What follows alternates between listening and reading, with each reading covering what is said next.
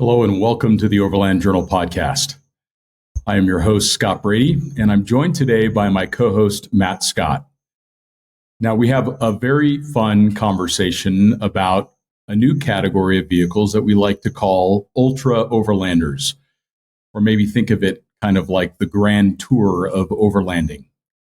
Now, it's really important to preface before we even start that it's important not to take any of this too seriously. This conversation is really meant to be a fun dialogue about all of these very highly capable, fast, oftentimes luxurious vehicles that are coming into the overland space.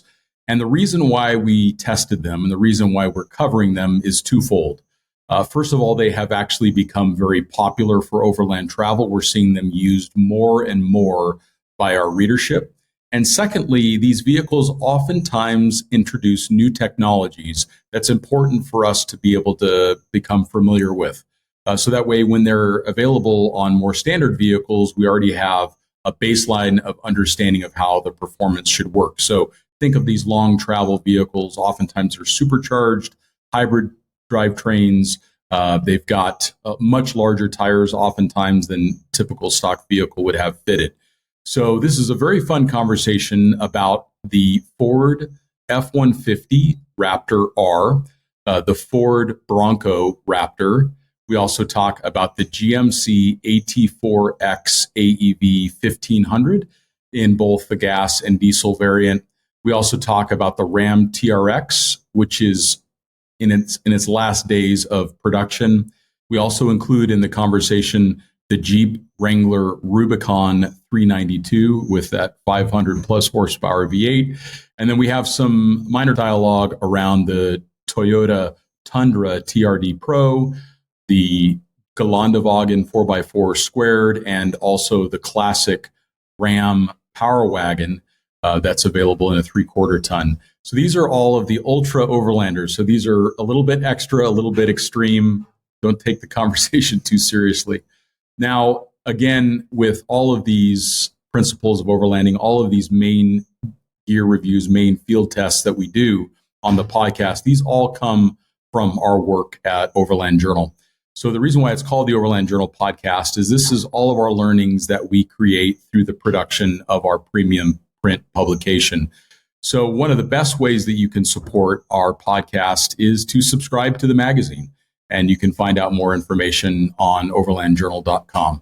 So please enjoy my conversation about Ultra Overlanders with Matt Scott. So we're talking about Ultra Overlanders today. We are, which we could not have an Ultra Overlander podcast without Matt Scott present, because you are actually the one that came up with Grand Touring Overland. Yeah. And then I adapted to include the term Ultra Overlander. That's probably a better term. No, I think that they're both great. Like Ultra Overlander is the word and Grand Touring Overlanding is the definition, maybe. There's just become almost a segment of not almost, there is now a bona fide segment of vehicles that are incredibly applicable to overlanding that are just a little extra, a little ultra, a little more than, dare I say, they're kind of luxury overlanders in a way. Yep. And you almost have to separate things in a way. Yeah. Because there's the vehicles that you actually choose for, extended global travel. Mm-hmm. And then there's the vehicles that could do it with a little bit of panache. And we're today talking about the latter. Well, and also overlanding in North America just really isn't that difficult. There's a lot of infrastructure, and with Starlink now and Garmin InReach and any other number of things. So there are going to be people who are going to want to do things a little different, or maybe they like a little bit more comfort or speed or just general like miles per mile. Or it's easier for some people to write the check or have the bigger finance payment than it is to go through the process of upgrading and modifying. Yeah. I think that it's kind of maybe important to say, like, okay, well, why are we talking about a Raptor R? Why are we going to be talking about the 392 Wrangler, the Bronco R? AEV Prospector, XL, like all of these things, because so many people end up modifying their core overland vehicles, which were not, maybe a regular Tundra or F250, F150, something. They all kind of end up modifying them so much that they become these kind of ultra overlander vehicles. That's a really good point, Matt. Yeah. And I didn't include that in the article, and I need to go back in and revise it because that's probably one of the strongest arguments is that a lot of times people will take an entry-level model and they'll put long travel suspension, much longer tires, and all of that reduces payload to begin with. So then they end up probably pretty close, but then they don't have a warranty. And a lot of times they don't work as well because it doesn't have all that factory engineering. The TRD Pro Tundra, for example, is kind of a good option. Like now they have decent shocks, decent suspension, decent travel, a little wider track, all that kind of stuff. If you do the aftermarket route to it, you're ending up with more Heim joints. You're ending up with shocks that have to be rebuilt a lot more. Not always, but you're just ending up with more performance-based components that are maybe more applicable to like a race truck or a Baja truck, where when we kind of come back a little bit towards that kind of the overlanding principles of kind of not deviating too much from stock.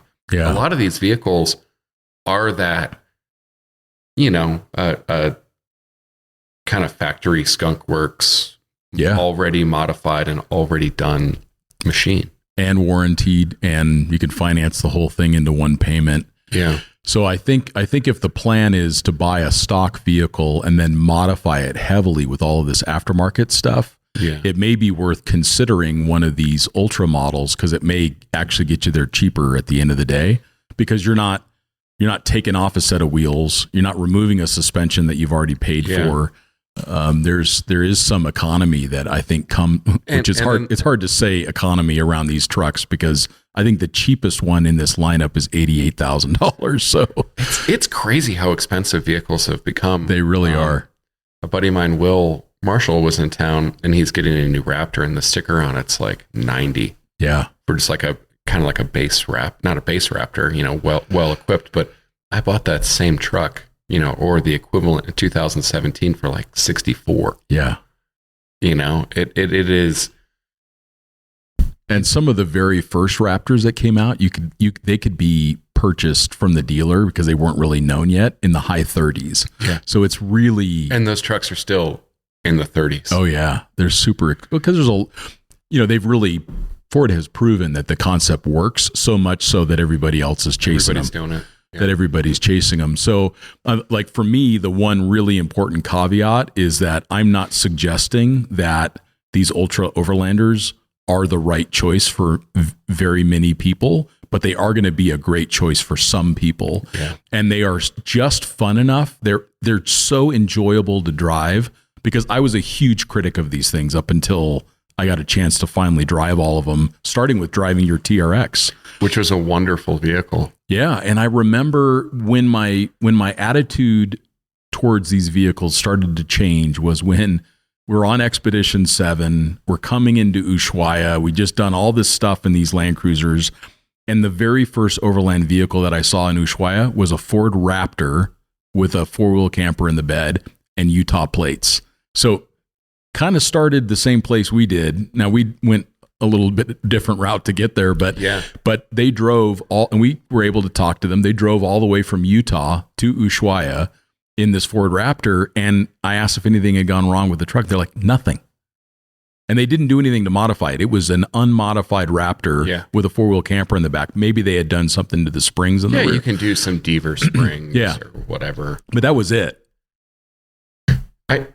There is an argument. Like if you are the type of person that really derives joy from driving, a lot of these vehicles may be up your alley because they're worth checking out. Yeah, they're gonna more conform to that idea of keeping it stock because it actually goes through durability testing and reliability testing, and there's I'm not saying that the aftermarket doesn't have proper engineers, but there's a lot of big master car heim joints and suspension components that I see. Right. That's true. I use that as kind of a joke, but anyway. Yeah. So what inspired you to buy the TRX? It seemed like it was a little bit of an impromptu purchase. Like you hadn't really. Yeah, it had just kind of became available, I guess, because they were really hard to get. They were really hard to get. I guess this was like probably 2021. Yeah. The dealership that I had bought a few vehicles from had one come available. Yeah, Jeff Simpson reached out to you. Yeah, Jeff Simpson. It wasn't horribly over sticker at the time because everything was selling for considerably over sticker at the time. And I was at the press launch for it, and I was just like really, really impressed with it. I had a Raptor prior to it. So and talk about, how was your Raptor?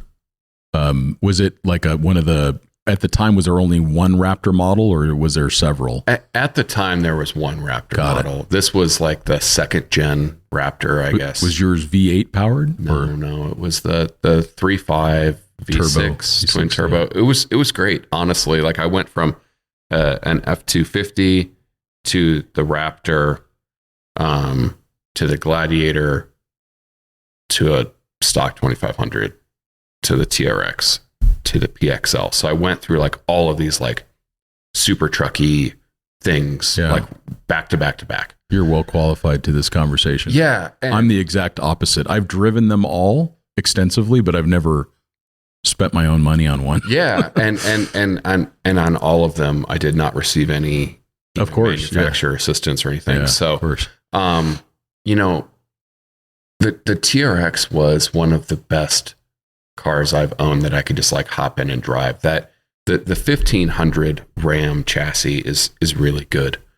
Throw a V8 in there and active suspension, like the Bilstein Blackhawk dampeners or whatever.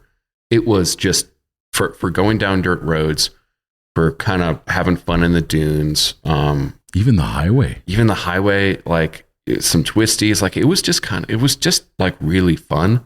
The annoying thing with the TRX was the fuel economy. Yeah. It was a 700 horsepower supercharged V8. Yeah. Like it and that's the case for all of these vehicles in this test.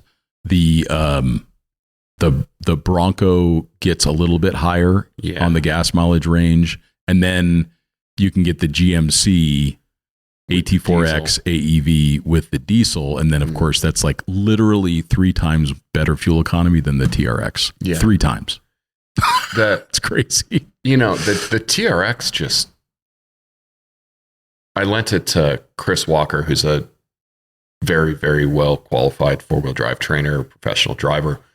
I was like, for a chase vehicle for the Rebel Rally, I was in my Earth Roamer, and I'm not like, Chris did not abuse the car in any way, but Chris like used it as it was designed day after day after day for like 14 days. I want to say in Glamis, he was getting something like 2.8 miles to the gallon. Yeah. So I mean, it can get comically bad fuel economy. That was my experience with it. When I was driving it, like in pure miles per mile mode, it was 7.6, 7.8 on average. Yeah. I didn't spend as much time in the Raptor R as you have. Drove around a little bit. I liked the TRX more than the Raptor R. The vehicle I actually like more than both of them is the standard Raptor. I think that you put these big heavy V8s with all of the ancillary cooling and superchargers and all of the stuff that goes into them, and they just become a little too heavy on the front end. The Raptor has a little bit more suspension travel. I think that the dampening is actually better on the Raptor. At speed is my experience. Yeah. The TRX would bottom out. Yes. Softly, quite a bit. Softly sprung, but it's also like the hero vehicle for the average owner. Yeah. So somebody who's not going to do anything too stupid. Yeah. It's really, really good. Like it's consistently comfortable in all conditions, even low speed. Yeah. Whereas I found that the Raptor R only really got good when things started to get illegal on the street or the dirt. So even like the second gen one that I had, second gen Raptor, the things that vehicle was capable of, was really impressive. Like to the point of like, do you really need it? Like for public, they're really biased towards the street. Like, and I say that because the amount of horsepower and the amount of speed that you have, you just don't have the suspension travel to really, really back it up. I mean, you look at in Baja and you look at the amount of vehicles that have 700 horsepower, and how much suspension travel they have. Right. Well, the first thing somebody does when they get in them is they just pedal to the metal, and it can bite really, really quick if you don't know what you're doing. Like I remember kind of in my Raptor days, the amount of people that you would see totally ball those things up. Oh yeah. And they all thought by putting some Heim joints here or this or that or whatever, they're going to make it a race truck. And but they forgot like the whole training part of becoming a race truck driver. There's that. Yeah. And I think that is the one thing that is important is if you look at the vehicle kind of like you would, if you got a Prospector XL, like you've got all of this headroom of capacity and durability. If you look at something like a TRX or as a Raptor of like, I'm going to pretty much drive like how I normally drove, but now it's going to be so much more comfortable. And if something does go wrong, like I miss a corner or I hit a G out that's like way deeper than you expected or a washout, the vehicle's going to be fine. Yeah. But if you start trying to Colin McRae the thing, the problem is that there's some grandparents coming the other direction. So anytime we test these vehicles, we have to shut the whole dirt track down and have marshals and radios and just to even start to test it. The rally car analogy is really good with everything almost everything that we're talking about, except the 392. Maybe except for that, but it's the only time in all of my testing of vehicles that I have actually had the thing go just squirrely enough where I actually out loud yelled, "Whoa, Nelly." I have never used those words together in my entire life, except for with the 392. I thought the 392 was nice, but I loved it. It's definitely the one that made me smile and just feel like an absolute teenager the most out of all of them. You could push the button to make it even louder. I'm actually really excited for the motor that's going to be coming to it's not going to be called the 392, but the Hot Wrangler next, which is going to be that twin turbo inline Hurricane 6. Because for street, I'm all about torque. Yeah. Like the problem with the 392 to me is where its power band really was. Like you had to kind of be on it. Oh yeah.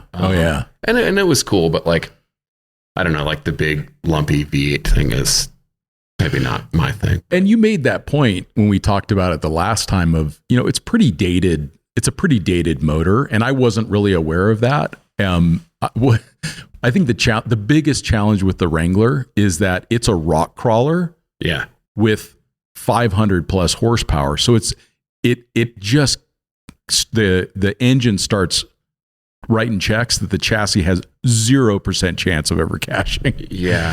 So limited suspension travel, solid axle. But as kind of like, again, going back to this idea is we're not really talking about these vehicles in the application of a rally car. Yeah, and we're not taking them. They're all really, really fun and amazing at doing that. Like, and you can't take any of them too serious, and you can't even take this conversation seriously. Yeah. Those that are listening, like we're not making any kind of overland advice in this conversation. Yeah. We're just saying that there are these vehicles out there that are the equivalent of a McLaren in scale. Like if you were to look at a 4-wheel drive and you look at a Raptor R, it is the equivalent of a McLaren supercar, but a lot of people can actually afford it.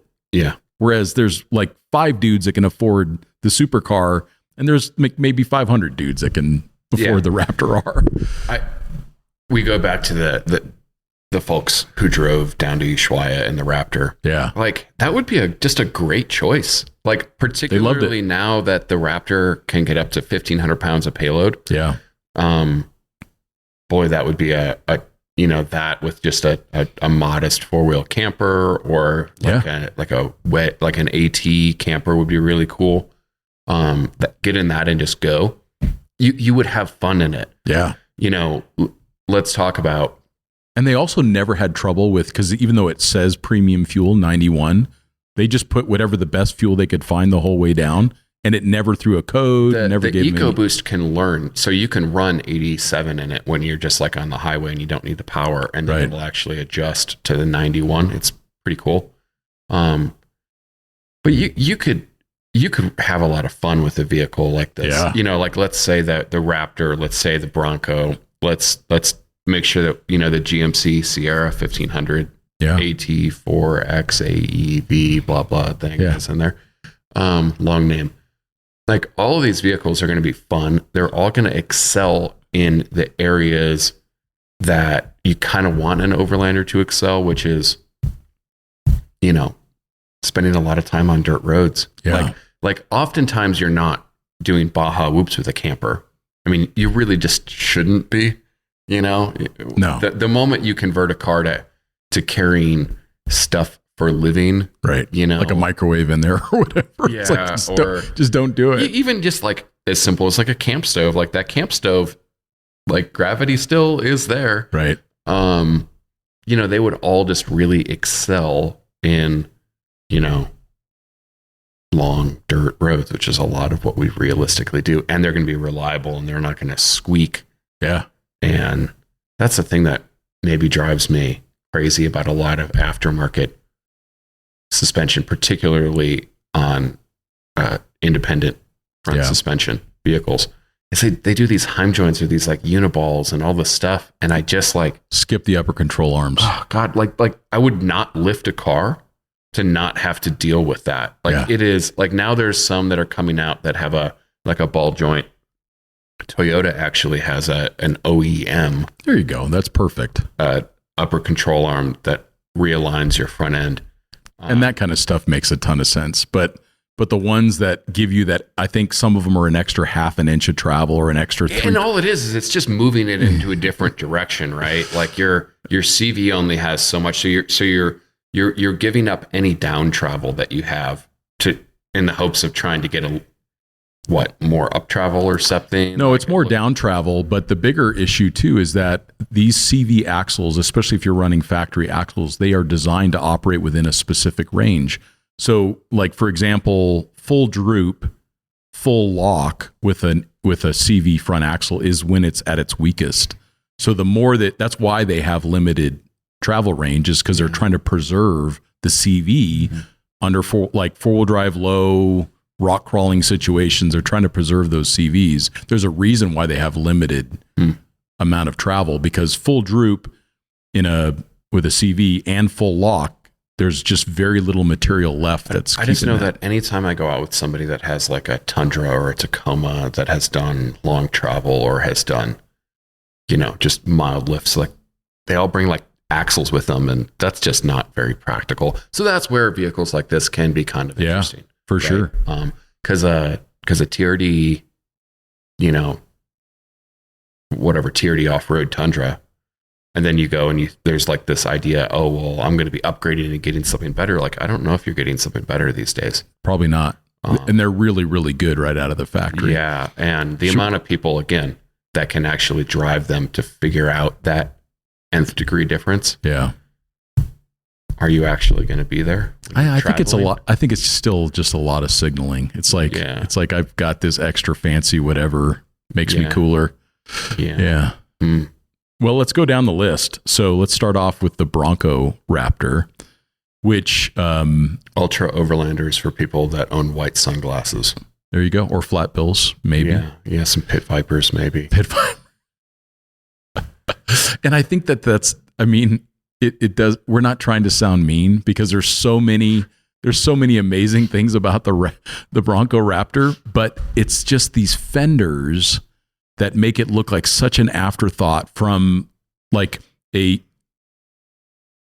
it doesn't seem like a craftsman approach. It doesn't seem like a thoughtful approach towards the vehicle. I recognize that the chassis is in its class. Right. Phenomenal. It's really good. And the 37s are it's insane how capable it is. Yeah.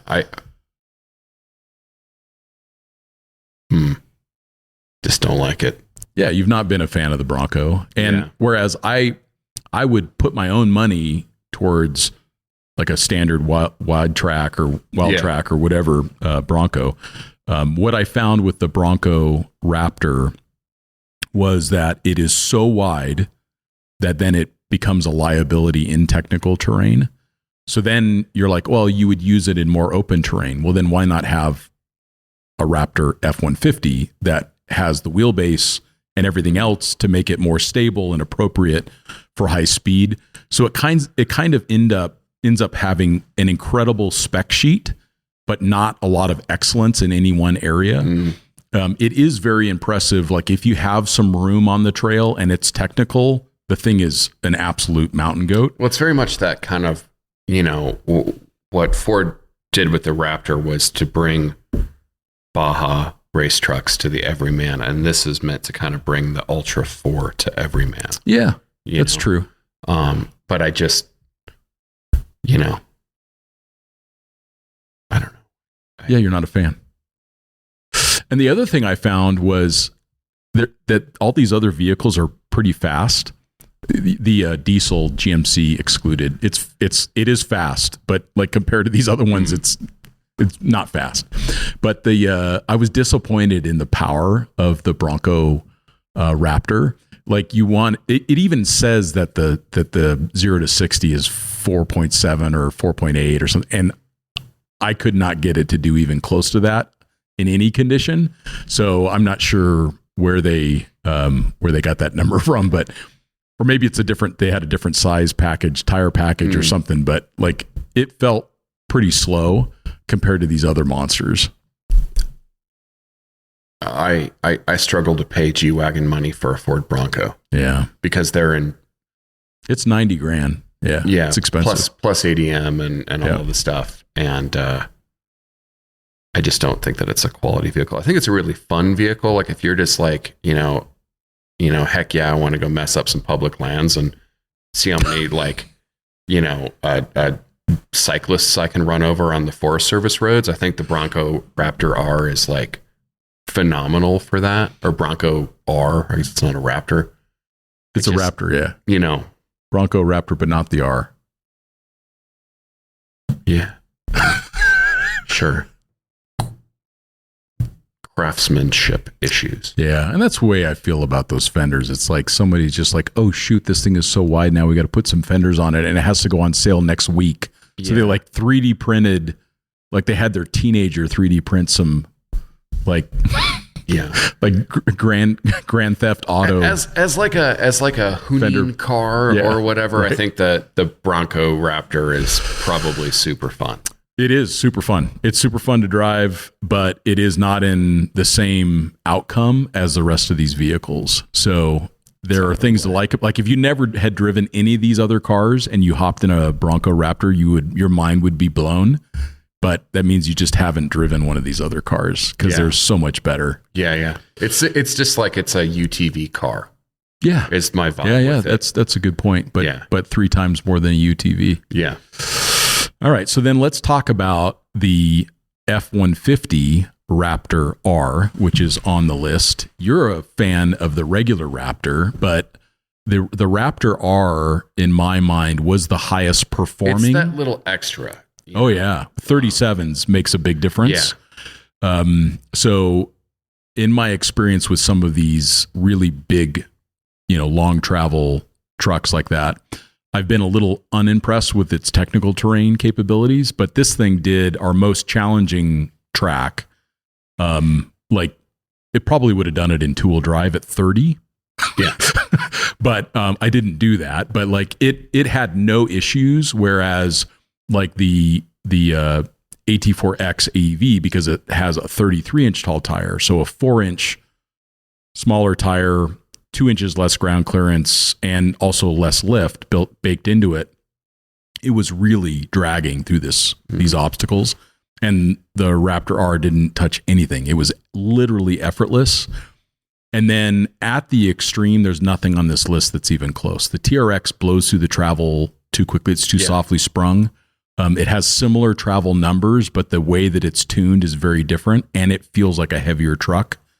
And it probably is. I don't know. But the Raptor R with the 37s and 700 horsepower and that suspension at the limits, it's the closest that I have felt since I've been in Baja race trucks.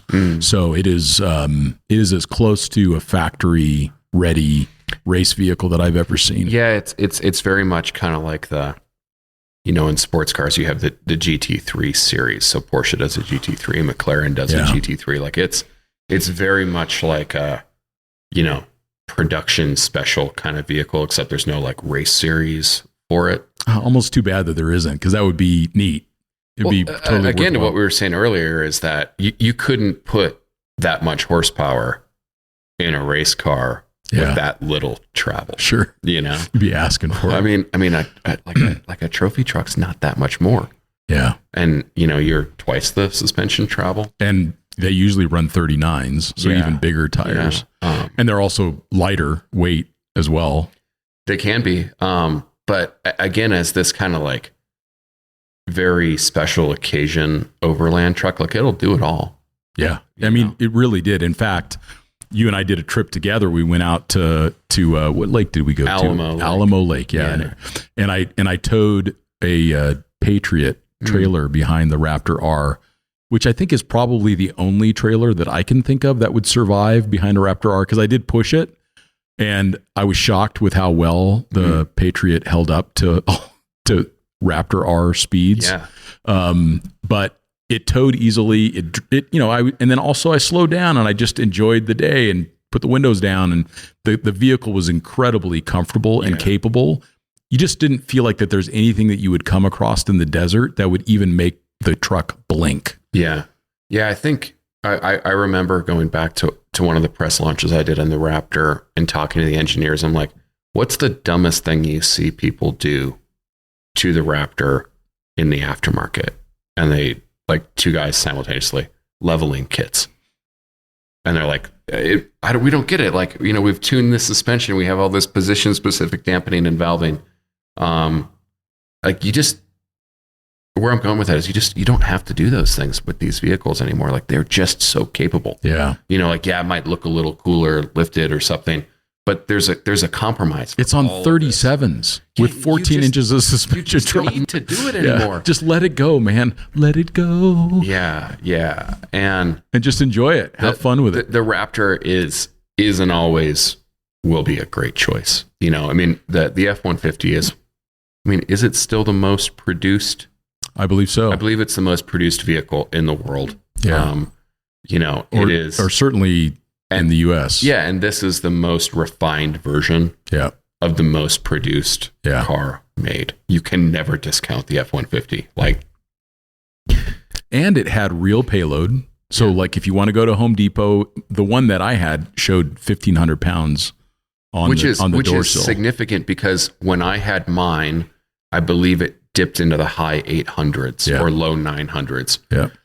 Maybe it was 1440. It was exactly what it showed on the door. Yeah. Of the one that I significant. So it's enough to have a Go Fast Camper or an AT, Summit or whatever you want to put on the back of it, with some gear, some extra fuel, because you're probably going to need it. It did get better gas mileage than the TRX by 3 or 4 miles per gallon. It did not feel as fast as the TRX, but that could have just been... The TRX hit harder. It did. And it could be like noise and suspension movement. It's that impression. Tuning. Impression of speed and power.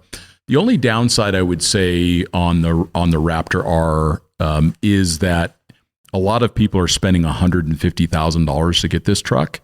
It feels like a run-of-the-mill F-150. I don't know, would it be a Lariat or whatever? It's very pedestrian interior. They've done some things to try to make it look fancier, but it feels like that they tried to add some materials where they could.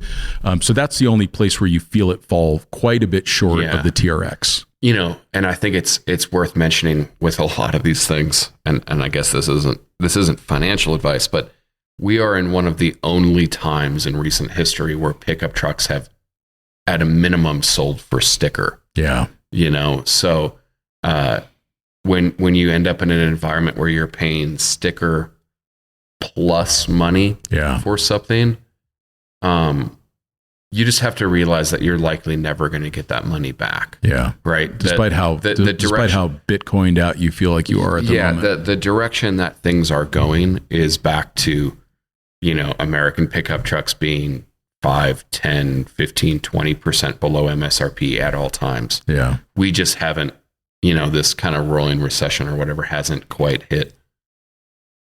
Well, we had the chip shortages, and then we had the labor shortages, and then we had the strikes. Well, and Ford was really affected by that, more so than other manufacturers. Yeah, they really targeted them. So you do have to, I think, be a little careful on the Raptor R. So the Raptor R actually won our editor choice for the upcoming article that's going to be printed in Overland Journal. It'll have some additional information and photographs. It's the one that I would, of everything on that list, if it was, you can have the keys to anything. Yeah. And it's yours for keepsies, but you have to drive it for a year. It would be a Raptor R. Yeah. My money would just be, on the list would be a regular Raptor. Yeah. That's good. That's good perspective though. Yeah. Because you gain a lot of what they've learned in these programs like the Raptor R. Yeah. I've had so many fast cars, like really, really fast stuff. And it feels really great the first couple times to launch it or this or that. And then you realize that like the Model Y golf cart next to you is faster. and it just like, it changes your perspective. Like, I think EVs have really kind of backed off the horsepower caring so much about. It was a marketing thing initially for sure. Yeah. And they probably should back off a little bit because, you're just going to increase your range. Yeah, exactly. All right. So the next one on the list is the GMC Sierra 1500 AT4x AEV. So this is their most off-road capable of all of their full-size trucks. There is a Chevrolet equivalent, which is called ZR2 Bison, in their 1500 full-size. The GMC, in my mind, has a little bit more refined interior. It feels more ultra, which is why it is on this list. It is the vehicle that on the list that I would buy with my own money because I've just been so impressed with the diesel AT4 that we've got in our project fleet. But the thing that I like about this vehicle is that it really is a significant improvement in overall refinement and quality. The TRX does feel a little more premium on the inside because they really paid attention to materials. But if you were to kind of just spend some time in the GMC, it really feels like you're in a premium European sedan. Like it's really well done. So I think day-to-day living in this thing is going to be really easy on you. I also like the GMC as far as an actual Overlander goes. Oh, for sure. It's the most Overlandy of the bunch, for sure. It is best fuel economy, and it's also not too wide. No. Here's the thing that Same I will width say as any of about the other ones. The TRX, the Raptor, and the Bronco R. Bronco Raptor. Bronco Raptor. White sunglasses car. They're really wide. They are. And they're hard to park. They're hard to park in Prescott. Yeah, that's right. And we live in the sticks. Yeah. You take them to a major city or you take them, to a foreign city or you're going to actually drive it somewhere. Like I would not want to be in those vehicles in a lot of situations. Yeah, they're big. They're big. Where the GMC is no wider than a standard, pickup truck in its class. Yeah, the TRX is approaching Earth Roamer width. Yeah, 100%. Like the Earth Roamer's slightly narrower than a dually. Yeah. And so are all of those vehicles. That's right. It's actually kind of interesting. Whereas the GMC, they wanted to improve the capability with every metric. So by having the diesel, you have range. And you can actually change the tank to an aftermarket tank because it's diesel, so it's not EPA controlled. Well, it's EPA controlled, but it's EPA allowed to put in a larger tank. So you can end up with a 700-mile range. You can get low 20s to mid 20s miles per gallon if you keep your foot out of it. It has the Multimatic suspension system, which I'm a big fan of because it works well kind of at all speeds. And then it has a rear locker, which most of these vehicles do, and a front locker, which is only available in the Wrangler and the Bronco. So the two other trucks don't have front lockers, probably because they would explode if you put 700 horsepower to an independent front suspension that's locked. Yeah, I think that they have a form of a traction modified differential in both of them. They're like a LSD or a Torsen or something. They used to, and that went away with this version of the F150 Raptor. Okay. So they now it's traction control. So it's fully computer controlled, probably to manage the torque, so they aren't blowing stuff and up. honestly, I had the Torsen front, and you could feel it. Yeah. Like the car would push and grab on kind of quick turns. That makes sense. I didn't really like. And they got rid of that. So I think it's all just kind of managed with traction control now, which it did a great job. If you could ever get the thing to spin, like the Raptor R is a monster off-road. Think of the traction of the tires. Yeah. And two, the width of the tires. And the travel. You can't get the tires off the ground enough for stuff to start spinning. It's really good. Really dang cool cars. It's really good. So the GMC, you have that advantage of front and rear lockers, Multimatic, standard width, diesel torque, diesel fuel economy, and also all the AEV components. So you have AEV steel front bumper, AEV steel rear bumper. You've got improved skid plates. There's a lot of things that come with the vehicle that up contents it for overlanding. The thing that starts to become a constraint is the payload. So this truck comes in right at around 1,000 pounds of payload. So it's a full-size truck. So if you and I wanted to go out for the day and carry two motorcycles, and the two of us, we'd be over payload. Yeah. So we have to think of it within those constraints. I don't think that the truck is actually being stressed at all. Let's say you put 1,500 pounds in it. Yeah. This is not financial advice. This is not payload advice. But I'm just saying that this is not payload advice. I don't think that truck is going to care if there's 1,500 pounds in it for a multitude of reasons. But it's not rated for it. So that is something to consider. Is you're probably not going to be able to put in the big camper that you want to put in the back of it. Yeah. So then you got to move up to that 2,500. Yeah. Which has a 2,600 pound payload. The 2,500 is nice, but the 1,500 is a little smaller, a little bit more manageable to drive. Like let's not forget, I'm going to exclude the 392, but all the other vehicles on this list and a lot of elements of overlanding would just suck to drive. Let's not forget, like a one-digit percentage of your driving on a trip to South America or to Africa or whatever is going to be technical terrain. Yeah. The rest of it is going to be on dirt roads or nice highways. Yeah. And these are all going to be really parking or like normal life. Yeah. And the GMC is great for all that stuff. Yeah. It really is. All right. So now we did talk about the TRX a little bit in the beginning. So I don't know that we need to touch on it other than just some of the cons that I found. And the main con that I found is you can really tell the difference in the tire diameter between the TRX and the Raptor R. If that TRX had 37s, it would be a much closer run between the two. I was pretty impressed by the difference that 37s made on a full size. And I also really noticed it with the GMC too, because that even has a slightly smaller tire than the TRX. So you do notice that if there's a way that you can bolt 37s from the factory on these trucks, the factories need to be thinking about how do they do that, because it makes such a difference. It's a good tire size. Yeah, I did you keep your tire diameter stock? I kept my TRX completely stock. Yeah. You put a Lightner rack in the back. Lightner rack on the back, and I don't think I touched it. Yeah, it didn't need it. Maybe you did some lights on it, maybe? No, because I don't drive at night. That's a good idea. That's a good idea. Not to drive at night. I have like fancy lights on on my Earth Roamer, and I'm just like, well, that could just be better cooling and less complexity. Yeah. I don't use them. TRX was a great vehicle.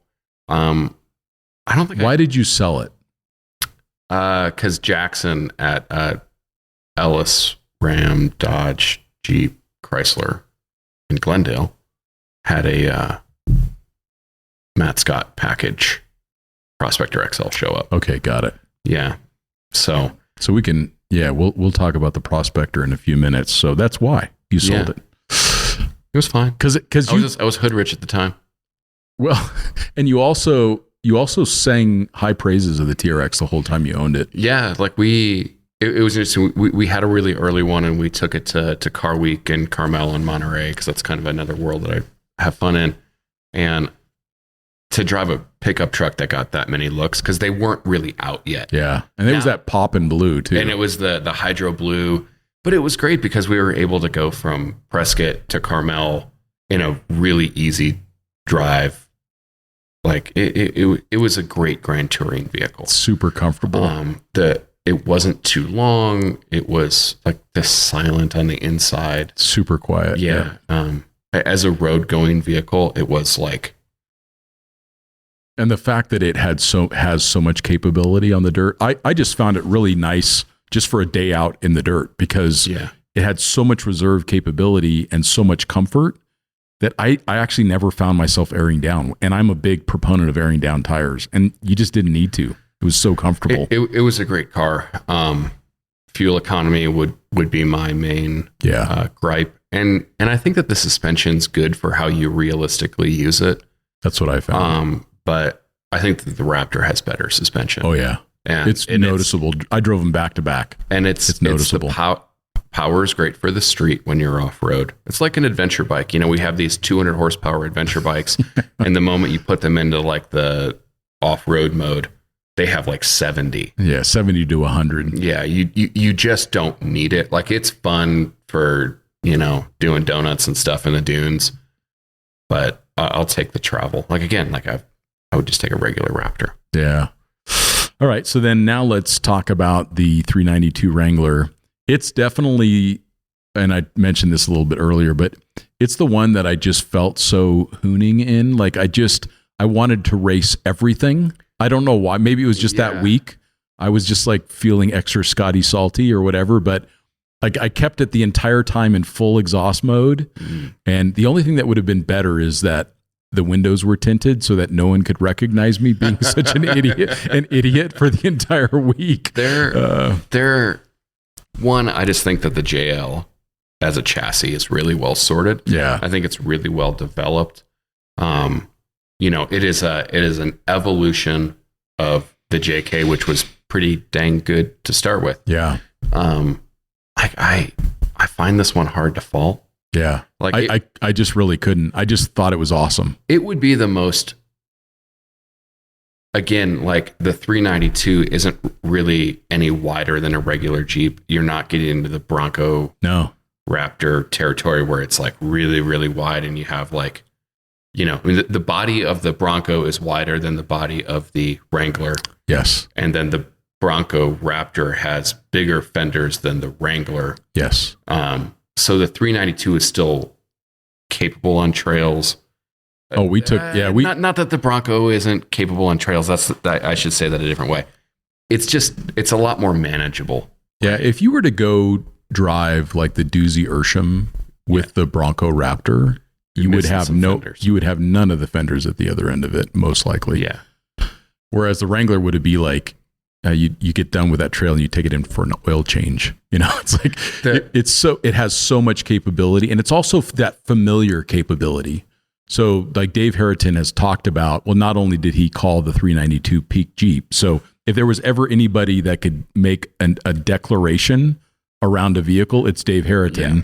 And he called the 392 peak Jeep. Mm-hmm. So if this is the peak of what we're going to see for overall kind of like rowdiness, fun, V8 powered Wrangler, V8 powered Jeep, that's probably the last of it. And it's also just extremely capable off-road. It just works. 392 Wrangler, they did a 20th anniversary edition. And then they had a level 2 package, which was basically like the AEV JL370 pack. Right. But it was available through like the dealer, not an AEV dealer, a Jeep dealer. That is peak Jeep. Yeah. Like, I don't know. I don't know if it'll get better than that. Yeah. I mean, in some ways, I'm sure it will. I really like the 4xe. There's lots of things that, I mean, Wrangler is just great. It's just a great car. But like, I like the 4xe, and that's the one that I like to think that I would buy. But if they were both sitting there at the same price, you know that you'd take the 392. Yeah, I would. I mean, for me, it would be such a fun vehicle just to have. Yeah. You know, to loan to people when they come into the town or whatever. Just like if I didn't have my AEV Hemi LJ. Yeah, that'd be the one. I'd probably have that. Yeah. It is literally just fun. Mm-hmm. Like any of the cons that I would come up with, other than just remember, like, it's not fast in the dirt. Like, do not drive it fast in the dirt. Remember the Whoa Nelly? It's like, yeah. Buck and Bronco. Yeah. Got a little spicy. The Wrangler has made a lot of improvements. We have the full floating rear axle. We have payloads up to 1,500 pounds on some vehicles, not the 392. There are still some downsides. If I'm gonna talk smack on the Raptor, I gotta be somewhat balanced with the Wrangler. At this point, I would almost like them to just be a hardtop and not a convertible. I think that the internal roll cage just takes up too much space. Like, you have this external shell, and then which is what you think the volume of the vehicle will be, and that's already small. And then if you're a bigger guy, like, I kind of hit my head. It's a little compact in there. Yeah. And then they do these, like, the angled rear roll bar drives me crazy. It allows people to do that stupid fastback. Yeah, I've never understood that top. It's like, then buy a 2-door, like, if you want less room. No, but the point being is, like, whenever you're trying to do something on the interior of a Wrangler, modifying it to be a camper or putting accessories in it or putting a bag or luggage in it, there's always a roll bar in the way, or there's a speaker in the way. Some of the audio packages put like a huge subwoofer in the back now. Yeah. So it's just even less space. So you kind of got to go like a backpacker. I love the heritage that you can still take the doors off and all of that. Like, but if they made a model, like, they've answered a lot of our, hopes and prayers for overlanding with the Wrangler. For me, the next one would just be a dedicated hardtop model, like they did with that Recon many years ago. Yeah. And then they eventually came out with the Recon package, but it's almost like I kind of want like the soft top pack, or I want, like, it's one of those things that maybe could go away. But then I love Jeeps, and I love the fact that they still do it. Yep. Right? You got to give them a lot of credit for sticking to their They're trying to guns. make a lot of different groups happy, because there's a lot of people, like, let's say in the East Coast, just buy a Jeep instead of a motorcycle, and it's their, they get ice cream with their wife in it, or they take their kids out. The one sunny day, and that's great, And that's why that power sunroof is really cool. Yeah. That power cloth sunroof is actually I was super skeptical of that thing until I drove one, and I'm like, okay, that's awesome. Yeah. And I would have it open all the time because it was super fun. Yeah, the 392 is great. It'll be interesting to see what happens next. They sell 250,000 Wranglers a year, so they're going to keep innovating because it's such important, like, ground for them to hold with all this competition.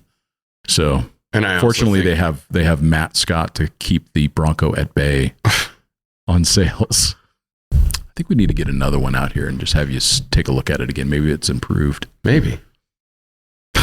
Okay. So now we've got some bonus trucks to talk through, which we included in the article. So they're not an also ran. That's not what we're trying to say. They just fall either way overshoot the mark, or they way undershoot just undershoot the mark. You're right. Yeah. It's just a just undershoot. So we'll start off by talking with the Mercedes Geländewagen 4x4 squared, which really, if you were to have to to describe Ultra Overlander without any words. You could probably show that picture. It's like it's the 4x4 squared is the official vehicle of people who are stealing food from the UN World Food Program. Like, oh, no, like it is distasteful. It is amazing. Yeah. It is horrible. It is phenomenal. Yeah. It is everything at once. The grand dichotomy. It's hard to take seriously. I think that's the challenge for me, is that the G-Wagon, when it was first designed, and even in many iterations today, it's still a very serious car. Yeah. But the 4x4 squared is very difficult to take seriously because of the motor that they put in it and kind of the opulence and the signaling that happens around it. It has all of the off-road chops that a regular G-Wagon has. Yeah, and then you have a little more you have portal axles, and you have 37s, and you have like some pretty serious dampening technology. That they're just kind of too much. It's a lot. Like, and for Matt Scott to say that's too much. Like you would feel a little uncomfortable. I would, driving that through Malawi. Yeah. Yeah, you absolutely would. It's like there's wearing like Ultra Overlander, like the Raptor R or like a Raptor. It's like wearing a Rolex Explorer. Yeah. It's pretty understated, but it's still a Rolex. Yeah. But then the 4x4 squared is like busting out your like Pagani, whatever. Yeah. Hublot something. It's a Hublot, right? Like it's very like Miami. Yeah. Like it's a Ultra Overlander for Miami. Yeah. Like. No, I think so. Yeah. And the challenge is that it doesn't really make sense to use for travel for a lot of reasons. I think you just put yourself at a lot of risk. It's also very one-off and unique, so it's going to be difficult to ever get it serviced. Or have a prayer of getting something repaired if something goes wrong. So, I mean, kind of like my Raptor R, where the Raptor is the better version of the Raptor R. The regular G is really cool. Yeah. Right. You could package them in such a way that they were a little, less conspicuous. Yeah. You can get them in tan, you can get them in white, you can get them in black. And you really don't need it. I think the other challenge that the 4x4 squared has is it quote unquote only has 37s. And that's a lot of complexity and ground clearance and whatever to put up with something that like a tire size that a Wrangler can nearly fit stock. I mean, we're talking like a 1.5 inch, 2-inch lift from the factory, and on a JL, you're fitting 37s. Yeah. It's conspicuous. Yeah. And it's very ultra. So if you wanted the ultra, but if you have a house in Aspen and you want to, drive to Crested Butte for lunch and then drive back and go really fast, one, call me. Two, this is the perfect vehicle for that. Yeah. It is probably the most Ultra Overlander. Yeah. It's the ultra. Yeah. All right. So then let's talk about the TRD Pro, because we really wanted to try to include something from Toyota in this list, but Toyota tends to be very conservative. Yeah, they're not like an extra company. No, even Lexus isn't really that extra. No. And I think in the most authentic way, whereas the G-Wagon comes across as the extreme form of like wealth signaling, which is usually means that you don't have money, but because the wealthy people that I know don't drive those, they drive prospectors. So but I think that the opposite of that is the stuff that Toyota makes. These are honest, authentic vehicles with an incredible amount of heritage, engineering, reliability, and durability. And the TRD Pro, or if you want to look at it as the TRD Pro Sequoia, any of that kind of iteration of the vehicles. We haven't had a chance to drive the new Tacoma yet, although that I'm sure that'll happen soon. But the TRD Pro Tundra, it's got 500 plus horsepower. It's got this hybrid drivetrain in it with electrification. So it's not a plug-in hybrid, but it's hybrid. And it's got 33s, you can do a factory lift and put 35s on it and retain your warranty. Yeah. So it's like the most ultra of the Toyotas. It's like, I want something quality and good. Yeah. But something that's not too extra. Like it's not flamboyant enough. No, not at all. To make the list, but it's like right there. Yeah. And you've actually brought up Tundra a couple times. Yeah, yourself. I like the Tundra. I mean, you're sharing a chassis architecture with, the 300 series Land Cruiser. I think is really cool. I almost bought one, actually. I know. You were looking at them hard. And then it was like 15 grand over. And then you realize, oh, wow, I'm paying 90 grand for a Tundra that, is okay. You bought the right truck. You bought a 7.3. Yeah, there you go. I want to get So the Tundra is nice in the fact that it's got about 1.5 inch lift over stock with the TRD Pro. It's got good suspension on it. It's got rear locking differential, 33s. Yeah, and while it's maybe the most pedestrian thing on the list, it's still not. Like, it's still a really great vehicle. It's going to be very dependable. Yep. It's going to retain its value. I mean, Raptors retain their value really well, but Tundras are in another level. Yeah. And some would maybe argue. And also it would be a great vehicle to overland around the world in, because you wouldn't be searching out ultra low sulfur diesel. You'd have reliability, decent fuel economy. Yeah, for sure. Although that is one criticism I do hear of the Tundra, is that it's fallen quite a bit short of expectations. Oh, interesting. With the hybrid configuration around fuel economy. Performance is great. Yeah. Because the horsepower numbers are up there, but economy's not so great. So, well, back to the F-150. Back to the F-150, exactly. All right. So then the last one on the list, now this is what I had, was the Power Wagon, because if you think about it, 15 years ago, there would have been one Ultra Overlander maybe two on the list. There would have been the G-Wagon and the Power Wagon. Yep. Because there just really wasn't anything else that Power Wagon was ahead of its time for sure. In a lot of ways. And I'm grateful that it's still available. Front and rear lockers, front sway bar disconnect. It's very ultra.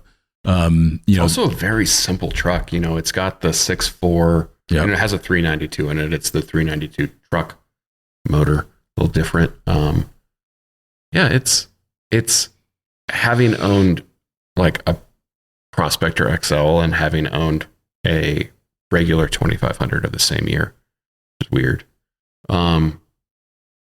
The Power Wagon is kind of the sweet spot. Like, it's the one, if you're gonna have like one car, the Power Wagon would be pretty good. Yeah. The diesel trucks are great.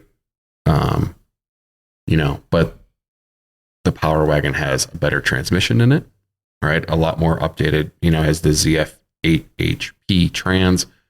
The fuel economy is not terrible on the Power Wagon. You get the winch, you get steel bumpers, compared to the others on this list, to qualify that fuel economy statement. I mean, it's not great. Like, none of these are great. Yeah. But the Power Wagon's good. And then you have now this diesel equivalent called the Rebel. Which we had one of those. I don't think that you do not get a front disconnecting sway bar. Or a front locker. Because squillions of pound-feet of torque. That's right. It would just go. Ooh. Yes. But that's also a great choice if you can't get past not having a diesel. Yep. So you can build out a AEV Prospector on the Rebel chassis, 2500, get you a rear locker, get you 40s. Of the non-official menu that we've presented, that's what I would do. Is it would be a Rebel 3500. Actually, this time I wouldn't do the 2500 again. Do they have a Rebel 3500? I think so. Yeah, maybe. I think it's just a package. Yeah, hopefully. If not, I don't know that. I would just do it. I would do another PXL, but I am personally, I would wait for a new driveline, because that driveline is actually, that truck is kind of ancient in a lot of ways. The interior is nice on it, but the bones of the 2500 are a little long in the tooth. You know, it definitely feels that way when you compare it to the GMC 2500. Yeah, like Ford had a better transmission 15 years ago than Ram has right now. Yeah, you know, and everybody is on 10 speeds or at least 8. GM like a 11 or 10, no, they have a 10 speed. Yeah, you know, and then you still have the 6 speed for the, you know, the diesel trucks. Yep. You get the 8 speed for the Power Wagon, which is where the Power Wagon kind of is nice. And the ride quality on the Power Wagon's a lot better than the full 3/4 ton diesel or the 1 ton. Well, you open the hood on it and you realize that 392 is not that big of an engine. No. And it sits way down in and way far back where the diesel engine is like it's substantial. Like it's got its own zip code. Unit. Yeah. So there's a lot going on for the Power Wagon comes with a factory winch. Yeah. Warren winch.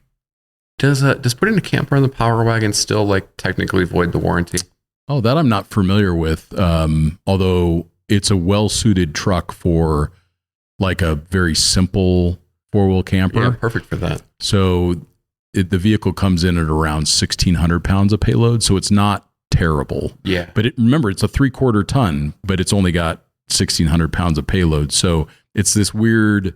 That's what my Prospector had. Yeah. It was about 1,600, but that's after all winch, the stuff. after bumper, after all of the upfits. Right. So exactly. Anything else that we're missing on the list? I don't think so. For those that are listening, if we've missed your favorite Ultra Overlander, please let us know. Or if you've ultra'd your own truck and you want to let us know what you did to make it extra special, it would be easy to say, oh, we've missed the Range Rover, but it's not. I mean, kind of the Defender, the V8 supercharged Defender. But, which I like them all, but it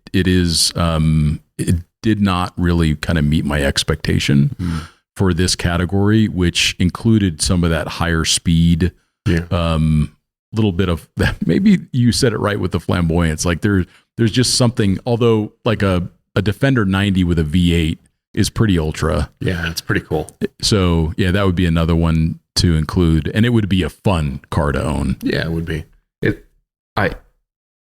I love the concept of the Defender. A 130 would be like something I would totally consider.